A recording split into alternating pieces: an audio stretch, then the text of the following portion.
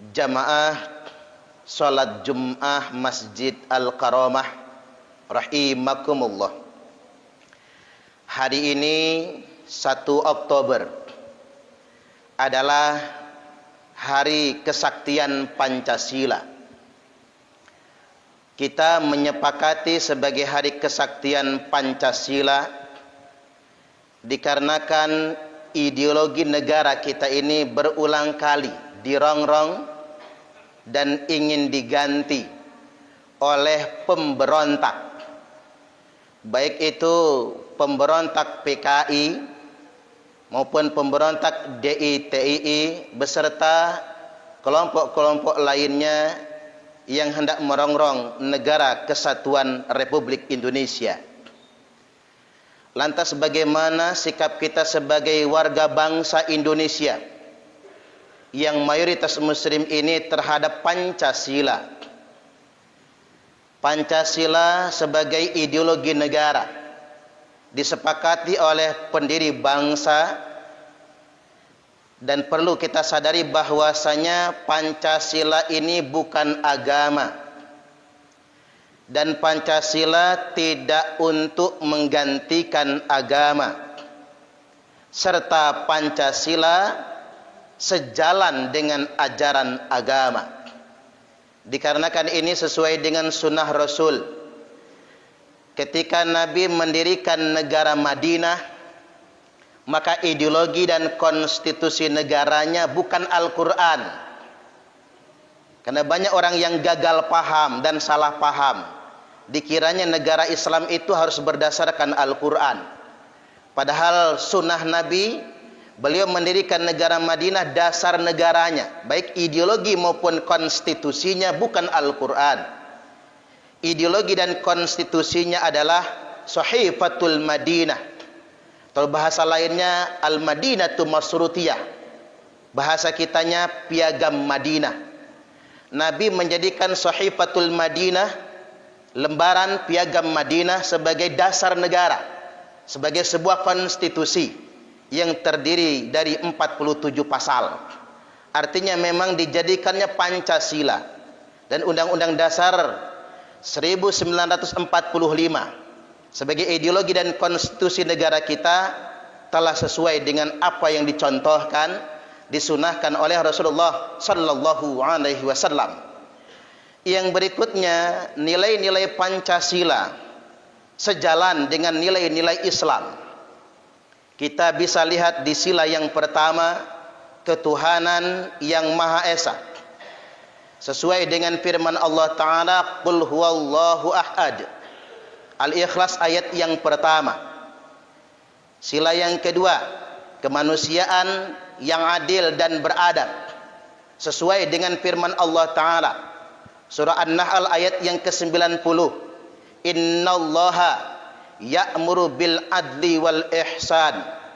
Sesungguhnya Allah Ta'ala senantiasa memerintahkan agar kalian semua berbuat adil dan ihsan. Ihsan itu adalah adab yang tertinggi. Makanya sila yang kedua, kemanusiaan yang adil dan beradab. Sila yang ketiga, persatuan Indonesia sesuai dengan firman Allah Ta'ala, surah Ali Imran ayat 103, wa'tasimu bihablillahi jami'an wa la tafarraqu. Berpegang teguhlah kalian semua kepada tali agama Allah, jaga persaudaraan, jaga persatuan, wala tafarraqu, dan janganlah kalian semua bercerai-berai atau berpecah belah. Kemudian sila yang keempat, kerakyatan yang dipimpin oleh hikmat kebijaksanaan dalam permusyawaratan perwakilan. Ini sesuai dengan firman Allah Ta'ala, surah Asy-Syura ayat yang ke-38, wa amruhum syura bainahum, dan otoritas tertinggi dalam urusan mereka itu ditetapkan berdasarkan musyawarah antar sesama mereka semua. Dan musyawarah kita ini dengan sistem keterwakilan. Oleh karena itu pemilihan Abu Bakar As-Siddiq melalui sistem keterwakilan, musyawarah dan perwakilan. Pemilihan Umar, Uthman, Ali menurut sistem permusyawaratan dan perwakilan, dan ini sesuai dengan syariat Islam. Kemudian yang berikutnya, yang kelima, keadilan sosial bagi seluruh rakyat Indonesia. Dan inilah visi agama. Visi agama itu, agama manapun mengajak kita semua menegakkan keadilan sosial, pemerataan bagi seluruh rakyat. Bagaimana sikap kita terhadap sila yang kelima ini? Satu, bagi kita warga bangsa, bagi kita rakyat jelata ini, sikap kita mewujudkan keadilan sosial adalah kepedulian kita terhadap sesama. Makanya Nabi bersabda, wallahu fi aunil abdi maka al-abdu fi auni akhihi. Dan Allah akan senantiasa menolong hambanya selama hambanya mau menolong saudaranya sendiri.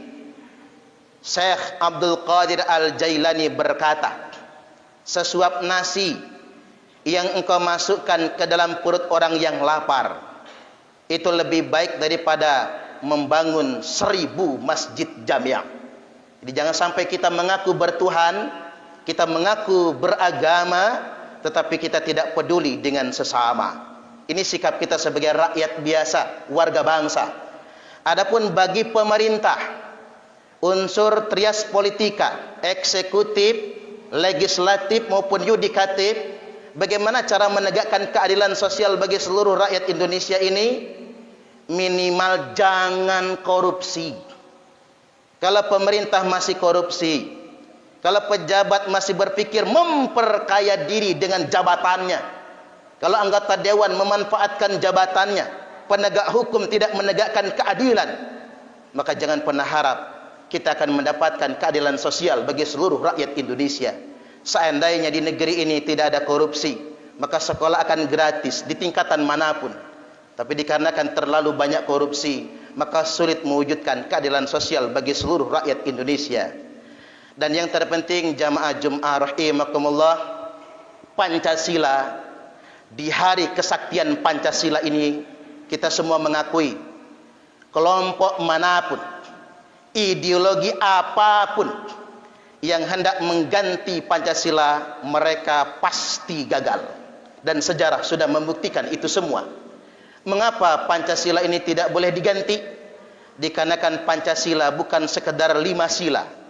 Pancasila ini adalah ideologi negara, simbol kesepakatan kita. Mengganti Pancasila, maka sama saja kita ingin mengganti negara.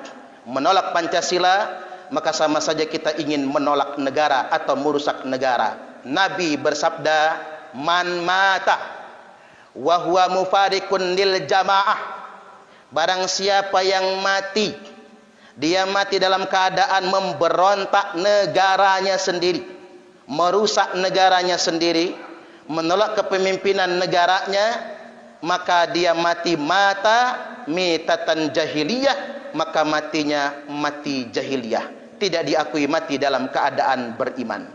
Kesimpulannya, jamaah Jum'ah rahimakumullah, yang pertama, di hari kesaktian Pancasila ini, kita umat Islam harus memiliki sikap yang dewasa untuk menjaga Pancasila sebagai sebuah kesepakatan, dan tidak perlu ragu bahwasanya Pancasila disepakati sudah mencontoh sunnah Nabi, dikarenakan Nabi menjadikan piagam Madinah sebagai dasar negara di Madinah. Dan yang terpenting, semua kekuatan yang menolak Pancasila dan menolak negara kesatuan Republik Indonesia adalah sikap bughd atau memberontak kepada pemerintah yang sah. Dan barang siapa yang mati dalam keadaan memberontak, maka matinya mati jahiliyah. Barakallahu li wa lakum fil Qur'anil azim, wa nafa'ani wa iyyakum bima fihi wadh-dhikril hakim, wa taqabbala minni wa minkum tilawatahu innahu huwas samiul alim.